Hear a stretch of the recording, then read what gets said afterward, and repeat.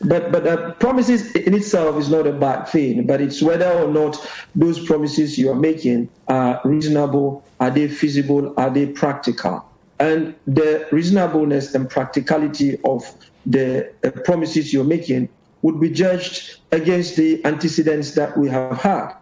Now, for now, what the former president said, it's if you like, within the context of political communication, it's what is called a glittering generality. It's general.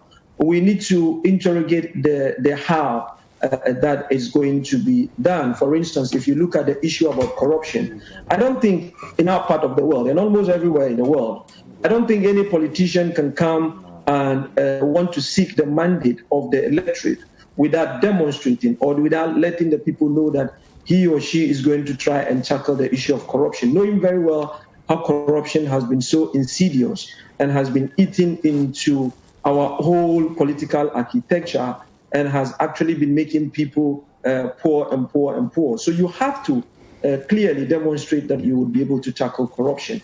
The question that has to be asked is how you're going to do it.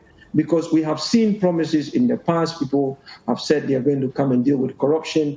The president, the former president himself, when he was in government, he did indicate he was going to fight corruption. He did some aspect of the fighting. Was that sufficient? Was that enough? Some people took the view that it wasn't enough, it wasn't sufficient.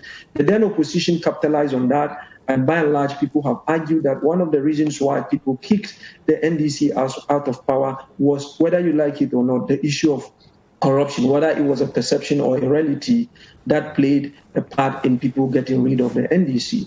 The current president also made promises of fighting corruption. He came to power on that basis. Have we seen him eradicating corruption in the way it has to? No. We've not had that much of a demonstration of leadership that is bent on not just exposing but fighting and making sure that people are punished actually for corruption.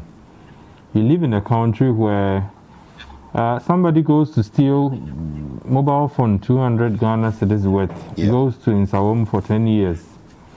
Then on the same stretch, politicians go to steal hundreds of millions of cedis. We take them to court. The very people who didn't even benefit from the 100 million, the poor, they go to the court to support them. They are often not jailed. Now, the very people for whom those monies could have built roads and hospitals to serve, we also shield and protect our corrupt officers or officials.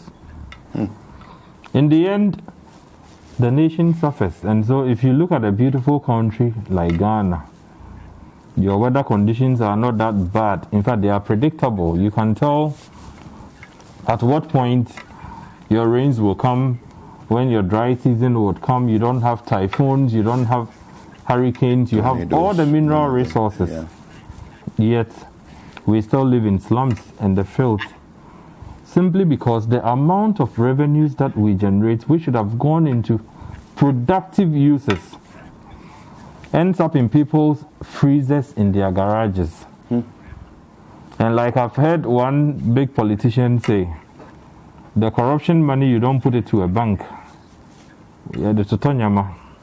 So they keep those monies in their garages and they do whatever they do with it. How would your banking sector be strong?